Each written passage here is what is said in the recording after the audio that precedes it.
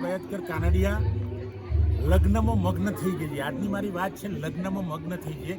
મિત્રો એવા આજે બે મિત્રો મને મળ્યા છે, બે લંગોટિયા મિત્રો છે, અને એમાં એક તો મારો ભાઈ પણ છે અને મારો મિત્ર પણ છે, દિનેશભાઈ. વીએસની અંદર જબરજસ્ત સેવાઓ આપે છે. વીએસ હોસ્પિટલની અંદર કોઈ પણ દુઃખી દર્દી માણસ જાય, નિરાધાર જાય, દરિદ્ર માણસ જાય તો એને વગર પૈસે સેવા કરાવે છે. કાંક તો એમના ખિસ્સામાંથી પૈસા કાઢીને સેવા કરાવે છે. એવા જ બીજા મિત્ર મારા જોડે છે જે ખૂબ નાનપણના મિત્ર છે, સર છે ટીચર નરેશભાઈ, દેશોતર ગામના છે, અને એ પણ એટલા અદ્ભુત માણસ છે. એમનું અદ્ભુત વ્યક્તિત્વ છે આ બંને મિત્રોમાં, નરેશભાઈનું પણ. મિત્રો એ કોઈ ગરીબ વિદ્યાર્થી હોય, કોઈ પણ હોય તો એમને મદદ કરે છે.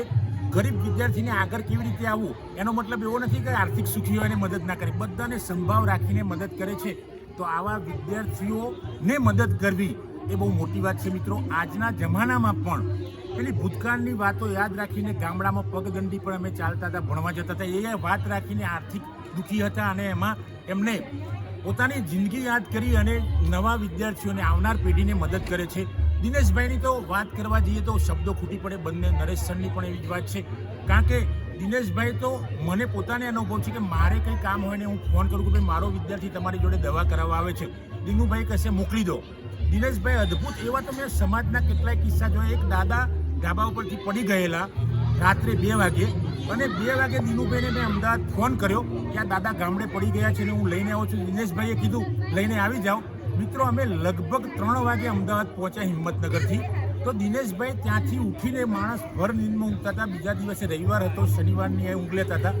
રવિવારે 5 વાગે વીએસમાં હાજર થઈ ગયેલા. તો મિત્રો આવા માણસો સમાજમાં અદ્ભુત માણસો. પણ આજે અમે ત્રણેય મિત્રો લગ્ન માણી રહ્યા છીએ, કારણ કે એ દુઃખની વાતો, સુખની વાતો, એટલો બધો આનંદ આવે છે કે નરેશભાઈ આખો દિવસ અમારી જોડે રહ્યા છીએ. કારણ કે ઘણા સમય અમે મળ્યા, વર્ષે અમે એકાદ વાર મળીએ છીએ, છતાં પણ કે નહીં આજે આપણે લગ્નને માણીશું. તો મિત્રો આજના અમે લગ્નમાં ત્રણેય મિત્રો મળ્યા છીએ ને એટલો અદ્ભુત આનંદ આવે છે કે એ હું બતાવી શકું એવું નથી. આ મિત્ર પણ બતાવી શકે એવા નથી, આ મારા મિત્ર નાના ભાઈ દિનેશભાઈ પણ બતાવી શકે ને. એટલો અદ્ભુત આનંદ છે. હૃદય અમારું ત્રણેયનું ખીલખીલી ઉઠ્યું છે, કારણ કે ત્રણેય અમે મિત્રો છીએ, ત્રણેય એક ચેન જેવા મિત્રો છીએ. મિત્રો તો આ લગ્નને માણીએ અને પેલા દુઃખને ભૂલીએ, જિંદગી જીવી લઈએ સરસ રીતે, કારણ કે દુઃખ તો રહેવાનું જ છે જિંદગીમાં. તો અમે ત્રણેય મિત્રો આજે મળ્યા છીએ. નરેશભાઈના ઘરે અમે અડધો કલાક બેઠા, ખૂબ બધી જૂની વાતો કરી, નાનપણની, બાળપણની. દિનેશભાઈને પણ ખૂબ વાતો કરી. દિનેશભાઈની સેવા તો કદાચ ગુજરાતમાં આપણે વાત કરીએ તો ગુજરાતના સૌરાષ્ટ્રમાં હું એકવાર ગયેલો પદયાત્રામાં, તો ત્યાં એક માણસ મળી ગયો ભાઈ અમદાવાદમાં એક પરમાર સાહેબ. મેં કીધું પરમાર સાહેબ તો બહુ છે ના, કે પરમાર સાહેબ એટલે દિનેશભાઈ પરમાર. કેવી જોગાનું જોગ વાત કહે કે દિનેશભાઈ મારા નાના ભાઈ, મારા ખાસ મિત્ર, લંગોટિયા મિત્ર, અને એમને ત્યાં યાદ કરે. નરેશભાઈની હું વાત કરું તો એ પણ એક શિક્ષક પિતા, મોતીભાઈ સાહેબના પુત્ર, અને શિક્ષકના જ લક્ષણો, સંસ્કારો બધા એમના અંદર આવ્યા. તો મિત્રો આવા માણસો સમાજમાં ખૂબ ઓછા હોય છે, પણ આવા માણસોને મળીને આપણે આનંદ કરીશું અને લગ્નમાં મગ્ન થઈ જઈશું. આજે અમે ત્રણેય મિત્રો લગ્નમાં મગ્ન થઈ ગયા છે. દિનેશભાઈને તો અમે રાત્રે 4 વાગ્યા સુધી જોડે રહ્યા. ગરબા ભલે મને પણ ગાતા નહોતા આવતા, દિનેશભાઈ ગાતા હતા, હું જોતો હતો. તો આખી નાઈટ અમે જોડે પસાર કરી. આ સાહેબ નરેશભાઈ છે એ પણ અમે સવારના 11 વાગ્યાના મળ્યા છીએ, અત્યારે લગભગ 7 વાગવા આવ્યા છીએ. 7 વાગ્યા સુધીમાં અમે જોરદાર આનંદ કર્યો છે. મિત્રો આ જ જિંદગી છે.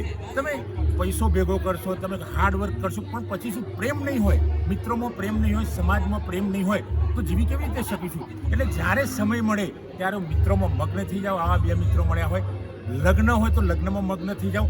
જે કામ કરતા હોય એમાં મારો આમાં કહેવાનો મતલબ એવો છે કે જે કામમાં હોય એ કામમાં પરોવાઈ જવાનું.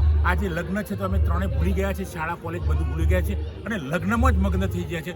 તો મિત્રો આપ સૌને પાણી, આપ નવી પેઢીને મારી વિનંતી છે કે મોબાઈલનો ઉપયોગ કરો, પણ જરૂરિયાત પૂરતો કરો.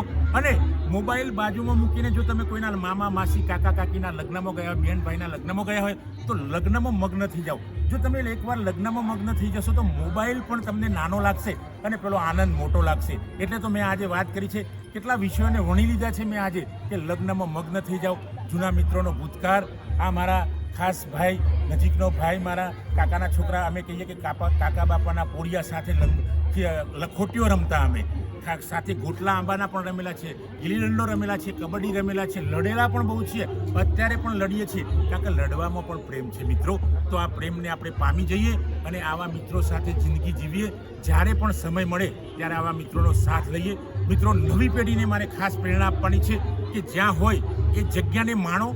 કોઈ જગ્યાએ તમે ઈડરિયા ગઢ ઉપર ગયા હોય તો ઈડરિયા ગઢને માણો. અત્યારે હાલ અમે ઈડરિયા ગઢમાં જ છીએ અને ઈડરિયા ગઢને માણ્યા છે. ઈડર જેવા મહાન ઐતિહાસિક શહેરને પણ અમે માણી રહ્યા છીએ, સાથે સાથે લગ્નને પણ માણી રહ્યા છીએ. તો મિત્રો, આપ સૌ વિદ્યાર્થીઓ, યુવાનોને મારી ખૂબ વિનંતી છે કે આપ પણ જ્યાં હોય એ જગ્યાને માણો, એ પ્રસંગને માણો, મોબાઈલને થોડો દૂર મૂકો અને આપ આગળ વધો એવી સૌને પ્રાર્થના કરું છું. અંતે જય હિન્દ, જય ભારત.